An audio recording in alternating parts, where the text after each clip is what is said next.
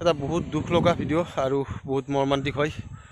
জুবিন গাৰ্গৰ ফেন হৈ কিনে এগৰাকী মহিলা আৰক্ষীয়ে চাকৰি হেৰুৱাব লগা হ'ল। আপোনালোকে ভিডিঅ'টো চাই থকা শেষলৈকে স্কিপ নকৰাকৈ। আজি মোৰ চেনেলটোত কোনোবাই নতুনকৈ আহিছে, প্লিজ চেনেলটো ছাবস্ক্ৰাইব কৰি ল'ব আৰু মই ভিডিঅ'টো লগাই দিম বাৰু, চাব আপোনালোকে। নিশ্চয় আপোনালোকে গম পাব যে তাত মাইকীজনীৰ কি ভুল আছিলে, যে এতিয়া পৰিয়ালটো কেনেকৈ পোহপালন দিব। আপোনালোকে ভিডিঅ'টো চাওক, মই লগাই দি আছোঁ। জুবিন গাৰ্গৰ ফেন হোৱাটো, জুবিন গাৰ্গক বহুত বেছি ভাল পোৱাটো মহিলাগৰাকীৰ দুখ আছিলে নেকি, যে মহিলাগৰাকীক চাকৰিৰ পৰা নিলম্বন কৰিব লগা হ'ল।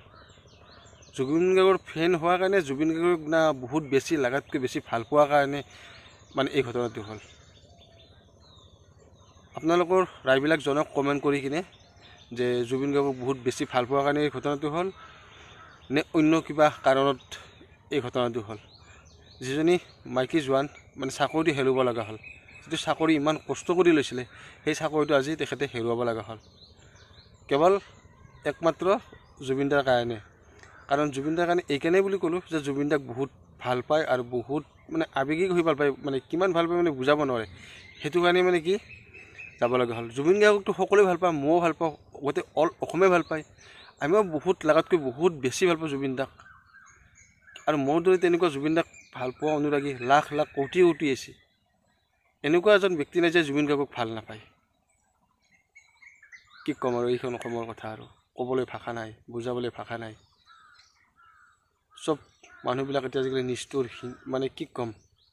আপোনালোকক ভিডিঅ'টো লগাই দিলোঁ, আপোনালোকে ভিডিঅ'টো চালে আৰু নিশ্চয় বুজি পালে। জুবিন গাৰ্গৰ মানে ফ্ৰেণ্ড হৈ কিনে চাকৰি হেৰুৱাব লগা হ'ল ইয়াৰ জোৱানজনে। কি ক'ম আৰু, ক'বলৈ ভাষা নাই মানে।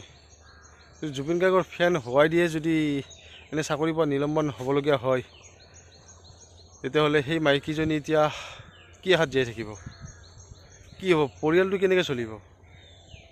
কিমান আচৰিত ঘটনা আপোনালোকে ভাবি চাওক। জুবিন গাৰ্গক সেৱা কৰিলে, তেখেতৰ বহুত ডাঙৰ ফ্ৰেণ্ড, সেইটো তেখেতৰ দোষ আছিলে নেকি, নে সেইটো তেখেতৰ দোষ আছিলে যে জুবিন গাৰ্গক সাৱটি ধৰি জুবিন গাৰ্গক সেৱা কৰি কিনে জুবিন গাৰ্গৰ অনুৰাগী হোৱাৰ কাৰণে তেখেতৰ দোষ আছিলে নেকি। সেইটো চাকৰিৰ পৰা যে নিলম্বন হ'ল, চৰকাৰ প্ৰশাসন বা আইন প্ৰশাসনে হওক, কিহৰ কাৰণে কৰিছে সেইটো গম নাপাওঁ।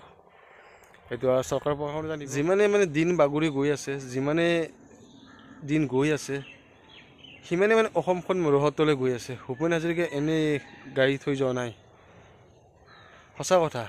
অসমখন মানে ৰহতলৈ যাই আছে। হয়তো অসমখন এদিন বিক্ৰী যাব, ক'ত বিক্ৰী যায়, কেনেকৈ বিক্ৰী যায়, সময়হে আপোনালোকে নিশ্চয় গম পাব। ঠিক আছে, আজিলৈ ভিডিঅ'টো ইমানতে সামৰিছোঁ, বেছি ক'বলগীয়া নাই। জাষ্ট ভিডিঅ'টো শ্বেয়াৰ কৰিব মন গ'ল আপোনালোকৰ লগত, সেইকাৰণে ভিডিঅ'টো শ্বেয়াৰ কৰিলোঁ। ভাল পাইছোঁ যদি লাইক এটা কমেণ্ট এটা কৰি দিব। Thank U.